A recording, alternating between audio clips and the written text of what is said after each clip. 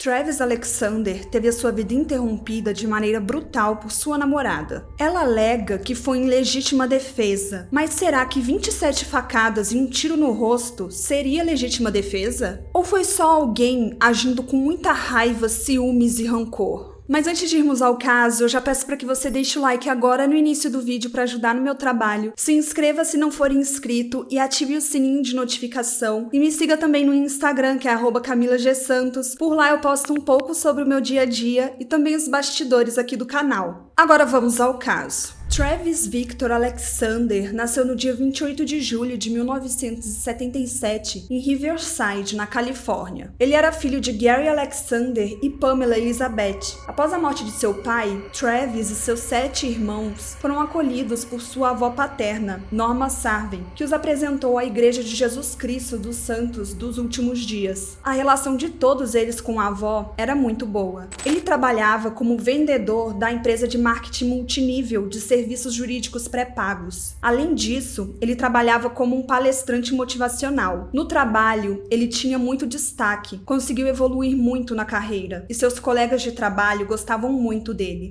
George Arias nasceu no dia 9 de julho de 1980 em Salinas, na Califórnia. Ela era filha de William e Sandra Arias. Seu pai era descendente de mexicanos e sua mãe de inglês e alemão. Durante sua infância, seu pai a agredia. Quando ela tinha 14 anos, ela começou a plantar cannabis e seu pai chamou a polícia para ela. No final de sua adolescência, a relação com seus pais ficou ainda mais difícil e ela foi morar com seus avós em Wairika. E lá ela começou a trabalhar em um restaurante. Travis e Jodie se conheceram em setembro de 2006 durante uma conferência da empresa de marketing multinível, na qual os dois eram filiados. O evento aconteceu em Las Vegas, Nevada. Na época, Jodie morava em Wairika, na Califórnia, e Travis em Mesa, no Arizona. Apesar da distância geográfica entre eles, o casal continuou a se ver e a se comunicar regularmente, seja por mensagem de texto, telefonema ou visitas pessoais. Jodie estava tão apaixonada por Travis que ela decidiu se tornar mórmon.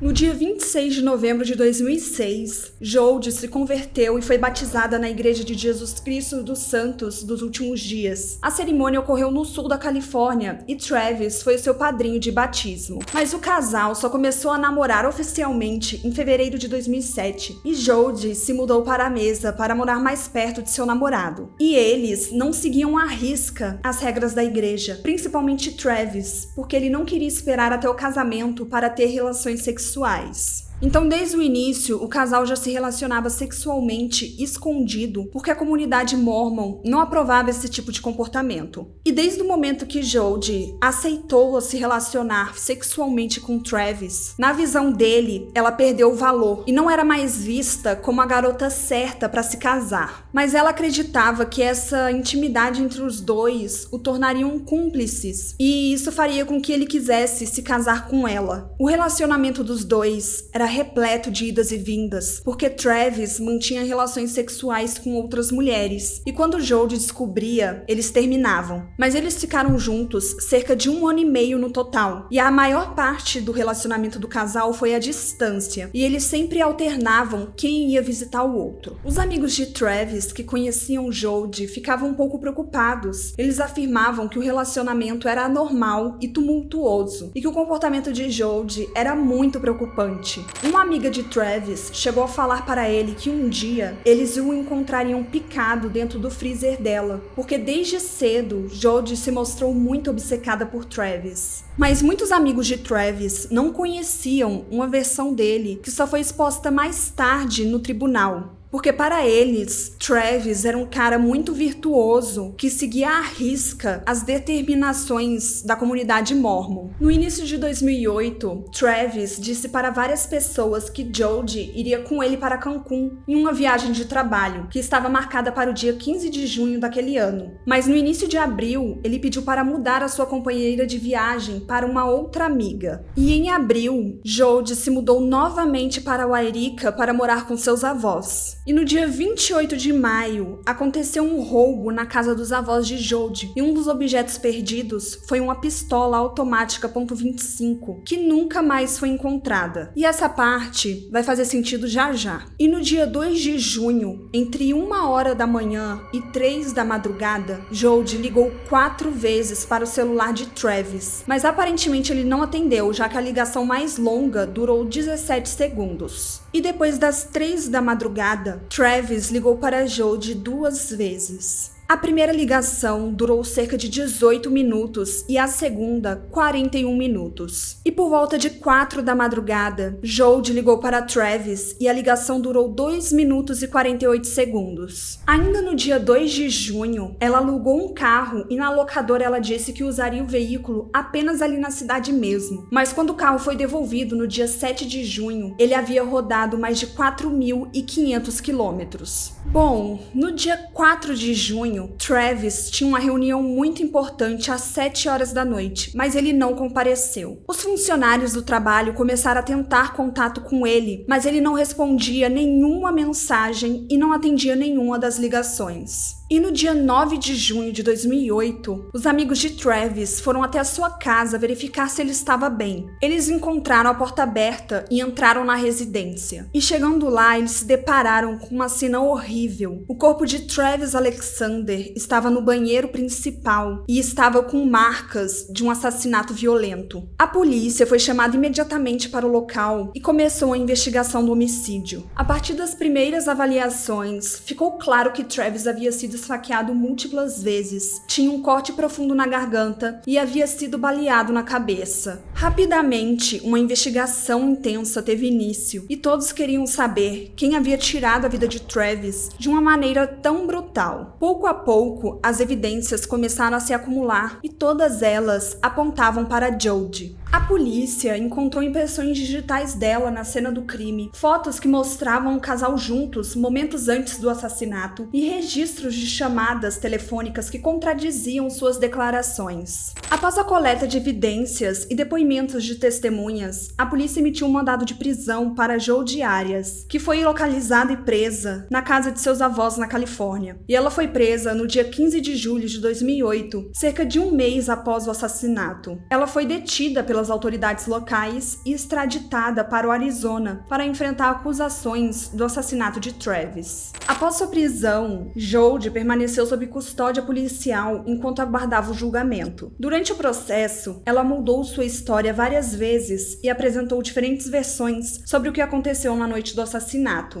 Inicialmente, Jody negou qualquer envolvimento no assassinato de Travis. Ela afirmou que estava fora da cidade no momento do crime e que não tinha conhecimento do que havia acontecido. Em uma versão posterior, Jody afirma que apesar de ter estado na casa de Travis no momento do assassinato, ela foi atacada por um intruso. De acordo com essa versão, a pessoa desconhecida teria atacado Travis e a deixado inconsciente, mas ela teria conseguido escapar ilesa. Em uma outra versão apresentada, ela disse que Travis estava abusando dela naquele dia e que ela agiu em legítima defesa. Ela alegou que o assassinato foi resultado de um confronto violento e que ela precisou se defender para salvar a sua própria vida. Jody também afirmou que não se lembrava dos eventos que levou à morte de Travis. Ela alegou ter sofrido um apagão emocional ou uma amnésia dissociativa e por esse motivo não conseguia se lembrar do que tinha acontecido naquele dia. Durante o julgamento, a defesa de Jody mostrou várias provas de que Travis não era o homem que os amigos dele achavam que ele era. Travis já havia se relacionado com diversas garotas e com todas ele mantinha relações íntimas. Inclusive, ele se relacionou com algumas meninas da comunidade Mormon, mas elas acabavam terminando o relacionamento porque ele tentava ter relações de maneira insistente. Isso era totalmente contra as regras da religião. Mas para a comunidade, Travis se mostrava um homem que vivia de acordo com as regras e procurava a mulher certa para se casar e só depois se relacionar intimamente. E Jody fez de tudo para ser essa mulher, mas como ela teve relações íntimas com ele, ele passou a desprezá-la.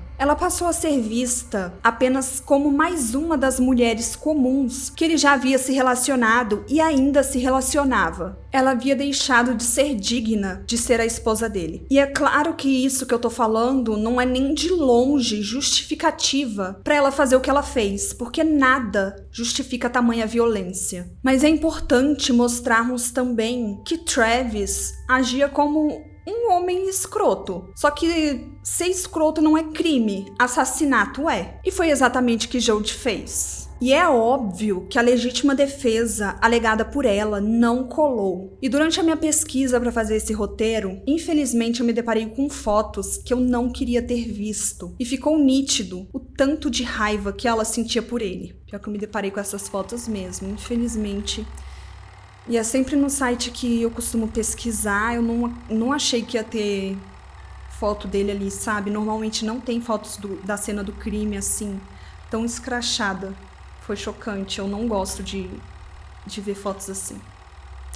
Eu faço vídeos assim de true crime, mas eu não vou atrás de fotos, não vou atrás de vídeos. Primeiro que eu acho que desrespeita a privacidade do corpo da vítima. E segundo, porque é sempre muito chocante, né?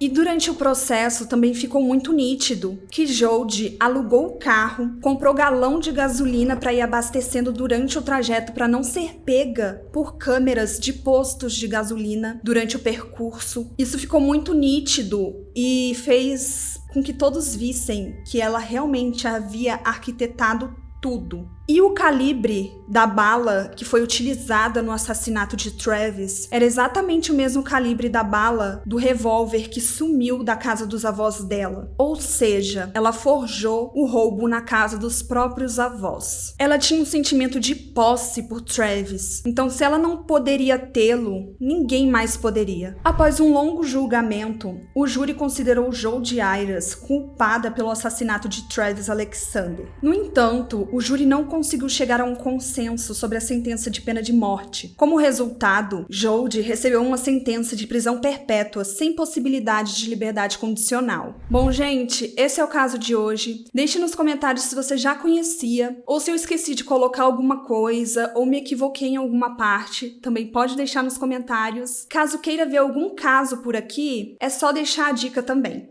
Nos vemos no próximo vídeo. Até mais. Tchau!